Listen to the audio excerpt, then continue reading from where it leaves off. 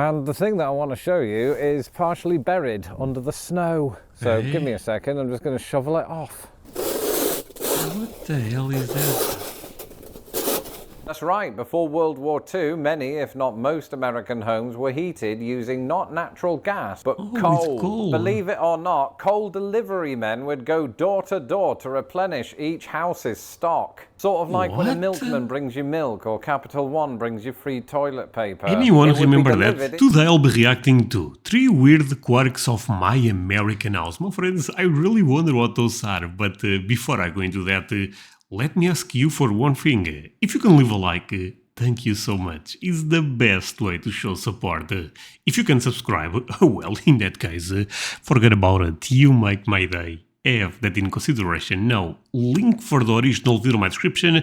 I love Lawrence. Show him some support. That said, well, let's play it. Hello, this video is sponsored by BritBox, the premier streaming service for Britain's most beloved TV shows. I'm Lawrence, and I'm on a quest to uncover all of the memos that Britain and America lost in the pond, and one of those memos pertains to weird quirks. Specifically, weird quirks that I found in my new American house. And when I say new American house, I mean my new American house, not a house that's new. You see, something I didn't tell you, though perhaps you worked it out on your own, is that this house wasn't built yesterday. That's both figurative and literal. In fact, this entire building was built in 1942. And as such, many of the quirks that I found out about it are throwbacks to that particular time in the history of American housing. In other words... Okay, so this is a typical American house. Oh, this will be interesting. The things that I'm going to show you in this very video are not the sorts of things you would expect to find on a house built in the 21st century. Now, it is possible that some of these things were replicated in England, or they happened in England first and America replicated them. Perhaps that's something that we can argue out in the comments section. So if you're not subscribed to this channel, do that now.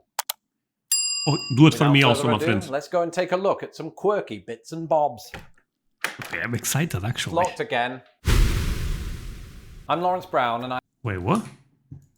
It's locked again. When you have got a... What? I don't get it.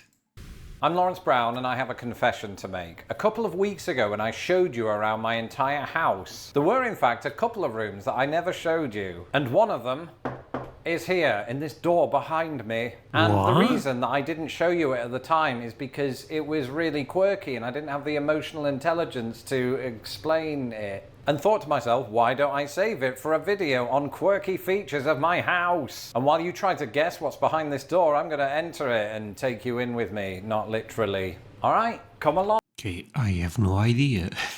All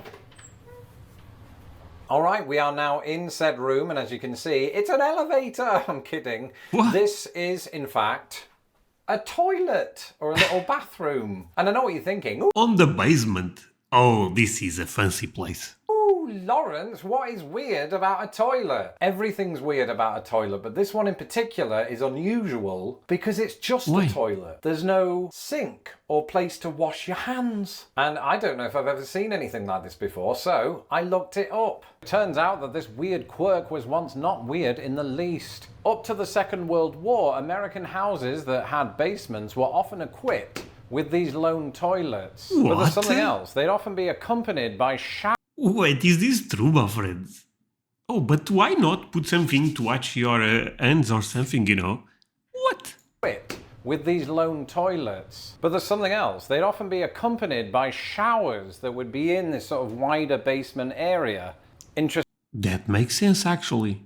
Because you can take a shower after that. Interestingly enough, my particular basement doesn't seem to have had one of those showers, but this basement does have something that those lone toilets were also often accompanied by, and that's the laundry room that I showed you the other day. Damn, I envy this, you know, because every time I see American homes, they have a laundry room, and this is tremendous. A lot of places here, you have this on the kitchen. What? No. Day. And finally, having used the toilet... How do you know? Not in this house, but in the last one was in the kitchen. And expertly open the door without touching the door handle, you then walk all the way over here to this very, very beautiful sink. And I've since learned that this combination of things, a lone toilet, a shower and a laundry room, are especially common in old 20th century basements in Pittsburgh. Why is that, Lawrence? Well, the story goes that this entire setup was used by steel workers. After a long, grueling day at work, they would come home, enter through perhaps a side door or a different entrance to the main house. They'd go downstairs, maybe use the toilet, pop their dirty work clothes into the laundry machine, have a shower, Bob's your uncle, they're clean, and then they can go up. That makes a lot of sense, actually. So if the job was a bit dirty, this way you don't mess the house. Actually, this is very, very interesting. Did you guys know about this? Oh, this is a tremendous idea. Stairs into the main part of the house without dirtying the rest of the house. Yeah. These days, things are quite a bit different. That lone toilet is a place that I can go for 40 minutes to think thoughts such as, how will I feel when I get to 1 million subscribers? Or how does the people's elbow hurt more than a regular elbow? You join me now in the hallway in front of yet another door, and you're probably thinking, what's behind that other door, Lawrence? Yeah. Just the kitchen, you've seen it before. Because the quirky feature in question isn't that or this beautiful banister. It is, in fact, this. And you're probably thinking, ew, what? It's just a hole in the wall with a little shelf on it. And at first, this is what I thought. It would make a nice place to store a vase or an empty coffee cup temporarily. But the more that I've been digging into features of old American houses, the more I've come to discover that cubby holes like this one, usually found in the hallway of old American homes opposite the staircase, had a very specific purpose. What? And that purpose was a place to store your phone. And remember, this is the first. Oh, okay. I thought I was... Okay, never mind. I was like, no chance if that's all to put this type of phones. But then I remember that in the past there was other type of phones, Yeah, nowadays no one uses those phones anymore, I feel like. We all have mobile, right, phones. Okay.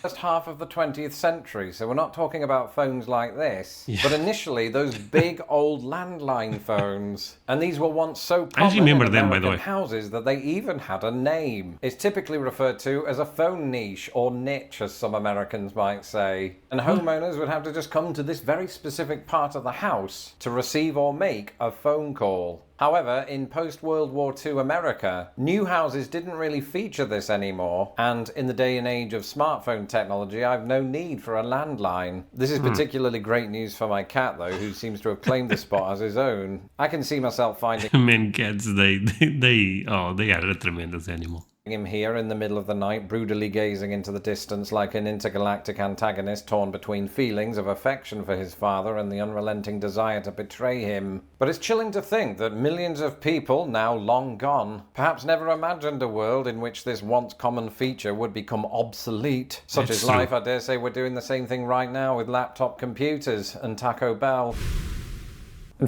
Oh, chute. What is that?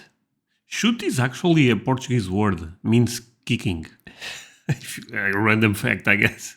Finally, here I am outside in the tundra in my back garden. It's currently about minus 12 degrees Celsius or 10 Fahrenheit. And the thing that I want to show you is partially buried under the snow. So give me a second, I'm just going to shovel it off. What the hell is that? Underneath this slab is what looks like a kind of drain lid, but it's not a drain lid. It is a lid that's covering a sealed off coal chute. That's right, before World War II, many, if not most American homes were heated using not natural gas, but coal. Believe it or not, coal delivery men would go door to door to replenish each house's stock. Sort of like when a milkman brings you milk or Capital One brings you free toilet paper. Anyone remember that? It would be delivered into a coal chute like the one out in my yard, and often arriving down that chute into the basement where the homeowners would then shovel it into the furnace. And I've got to say, coal chutes are cool shit. This one, like many of their kind, has since been sealed, but it forever remains a reminder of two things: our coal-powered past and a painful accident I had on my way to the mudroom last Friday. Thanks for watching. That's it for this episode. I'm Lawrence Brown. You can follow me on Twitter @LostInThePondUS. And right now, you are going to watch this video about Actually, I already watched that video and was tremendous. Take a look. Actually, I have a playlist for Lost in a Pond reactions. You guys tend to like them quite a lot.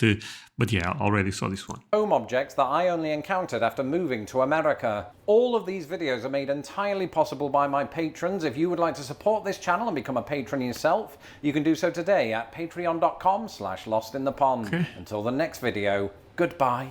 Okay, let me take a look at the thing, because this was a lot of information. Okay, this thing on the basement was I thought was a really good idea. To be fair, I love that you guys can do the laundry here. I think that's tremendous. Let's continue. Okay, the phone stuff is a bit wild, but you know,